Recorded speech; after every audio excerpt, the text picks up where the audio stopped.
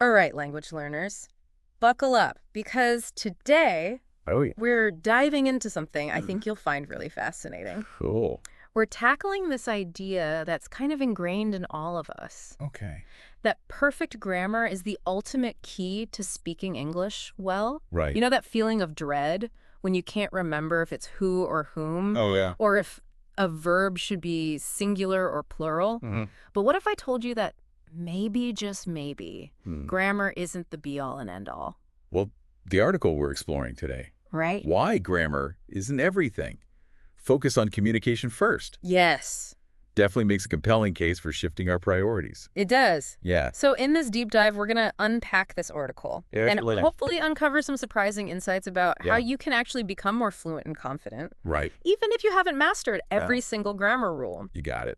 And one of the first things that really jumped out at me was this idea that Yeah. even native English speakers make grammar mistakes all the time. It's absolutely true. Right. And it's something that often gets overlooked Yeah, in language learning. for sure. The article gives the example of Okay. there's two apples. Oh, yeah. Instead of there are two apples. Uh-huh. It's a mistake you'll hear. Yeah. Even highly educated native speakers make. Yeah. And yet, Right. it rarely causes any confusion. It's so liberating, isn't it? Yeah, it is. It means we don't have to be terrified Right. of messing up a preposition or forgetting to conjugate a verb. Exactly. And I think there's a deeper linguistic reason Oh, really? why these errors don't hinder communication. Interesting. Humans are wired to look for meaning, Uh-huh. and context plays a huge role Right. in understanding language. Yeah. So even if the grammar is a bit off, Okay. our brains can usually fill in the gaps. It's like our brains are these amazing problem-solving machines, Right? always working behind the scenes Uh-huh. to make sense of the world around us. Exactly. Even when the input is a little messy. Yep. And the article makes a really interesting point about how prioritizing meaning over perfect grammar Right. can actually make you a more effective communicator. Yeah. They use the example of, I know like pizza Right. versus I don't like pizza. That's a great example. Okay. Because while the first sentence is grammatically incorrect, Uh-huh. it still effectively conveys the intended message. Right. In fact, in some contexts, Yeah. it might even be more impactful Oh, wow. because of its directness and simplicity. And you know what else? What's that? This whole idea of not getting bogged down by grammar Yeah. can actually help you feel more confident when you speak. Mm-hmm. I don't know about you, but I've definitely had those moments where I'm Yeah. trying to remember a grammar rule mid-sentence, Oh, yeah. and it just completely throws me off. I think we've all been there. Have you? It's like that feeling of stage fright, Yeah. but for grammar. Uh-huh. And the article argues that Good. this overthinking can actually hinder fluency Oh, really? because it disrupts the natural flow of communication. Instead Yeah. of focusing on what you want to say, Yeah. you're stuck in your head, Right. worrying about making a mistake. And it creates this vicious cycle because That the might- more you worry, Yeah. the less confident you feel and the more likely you are to make a mistake. It's like grammar becomes this mental hurdle that you have to constantly jump over. Exactly. Right. But what if, instead of seeing grammar as a hurdle, Yeah. we saw it as something that gradually falls into place Okay. as we become more comfortable with the language? The article actually compares Okay. learning grammar to babies learning to speak. Right. And it's such a brilliant analogy because babies don't sit around Yeah. memorizing verb conjugations before they start babbling. Right. They learn through immersion, Okay. through constant exposure and experimentation. Yeah. And through that process, their brains start to recognize patterns Yeah. and internalize the rules of the language without even realizing it. It's what linguists call implicit learning, Interesting. where knowledge is acquired unconsciously through experience rather than explicit instruction. So it's like our brains are these incredible pattern recognizing machines. That's a great way to put it. Right. It's about trusting your brain's natural ability Yeah. to learn and adapt. So if we step back for a moment, Okay. what this all boils down to Right. is that fluency isn't about speaking perfectly. Yeah. It's about being able to communicate your ideas Uh-huh. effectively and confidently. I completely agree. Right. And the article emphasizes that fluency, Uh-huh. just like any other skill, Yeah. can be developed through practice. Okay. and consistent exposure to the language. And speaking of practice, Yeah. the article actually outlines some really helpful tips for how you can prioritize communication and start developing fluency. Yeah. Even if you're still working on your grammar. Yeah.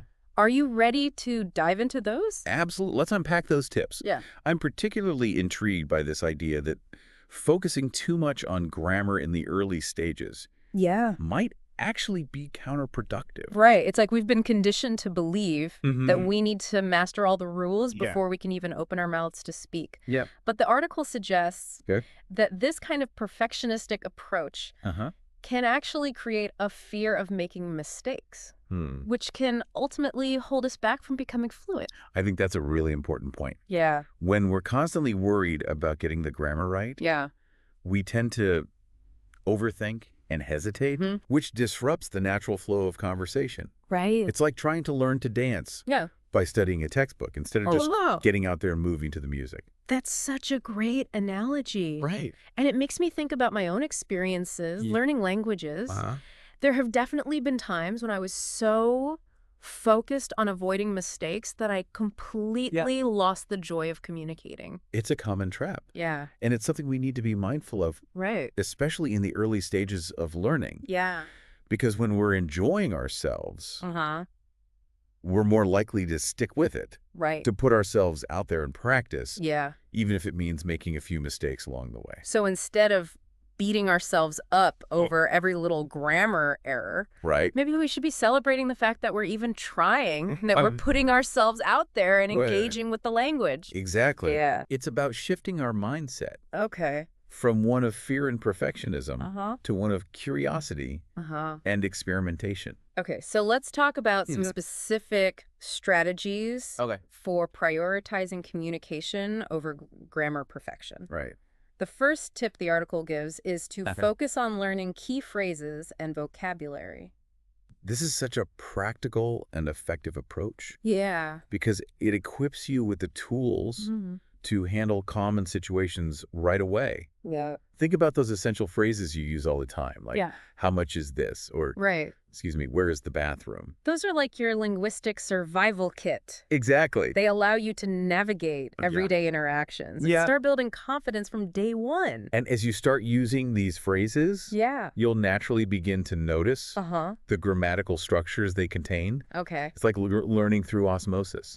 The next tip is all about practicing speaking with real people. And this doesn't necessarily mean joining a formal language exchange group. It could be as simple as chatting with friends who speak English, watching movies and repeating phrases, or even talking to yourself in the mirror. The point is to get comfortable using the language out loud to train your mouth and your brain to work together. Right.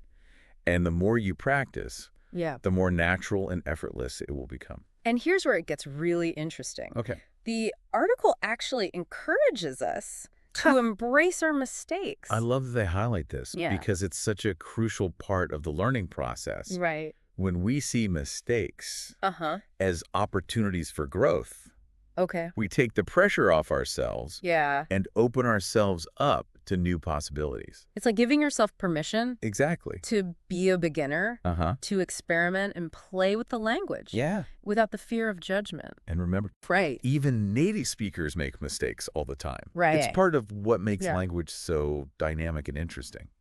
Okay, the next tip is all about immersion. The article suggests surrounding yourself with as much English as possible through movies, TV shows, music, podcasts, books, whatever sparks your interest. This is where that implicit learning we talked about earlier comes into play. When you immerse yourself in the language, your brain is constantly absorbing new words, phrases, and grammatical structures. Even if you're not consciously trying to learn them. It's like you're creating a language-rich environment for your brain to thrive in. And the final tip is to use technology to your advantage. Yes. Things like Grammarly, spell check, and online dictionaries can be incredibly helpful tools, especially when it comes to writing. They can help you catch those little errors and polish your written communication. However, it's important to remember that. Yeah. The goal isn't to become completely reliant on these tools. Right. They're meant to be aids, not crutches. Exactly. The real magic happens when you can communicate effectively on your own without constantly second-guessing yourself. And I think that brings us to a really important question that the article raises. One that I'd love for our listeners to ponder. Ooh. I love a good thought-provoking question. The article suggests that focusing too much on grammar in the early stages might actually hinder language learning in the long run. Wow. What do you think about that? Have you ever felt that your own progress was slowed down by an overemphasis on grammar? You know, as I was thinking about it, I realized that some of my most memorable and rewarding language learning experiences happened when I wasn't worried about making mistakes. Interesting.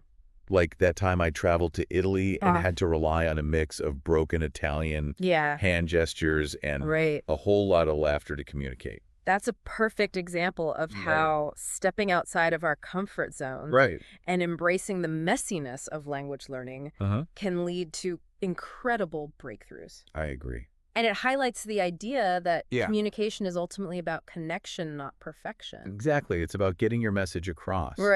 Building relationships and sharing experiences. And sometimes a perfectly grammatically correct sentence can actually feel less authentic and engaging than one that's a little rough around the edges. It's like the difference between a perfectly polished but impersonal email and a handwritten note from a friend. Wow. The imperfections are what make it feel genuine and heartfelt. I love that analogy. So as we wrap up this deep dive, I want to leave our listeners with a little challenge. All right. What if, instead of obsessing over grammar rules, we focused on one specific area of communication that we want to improve?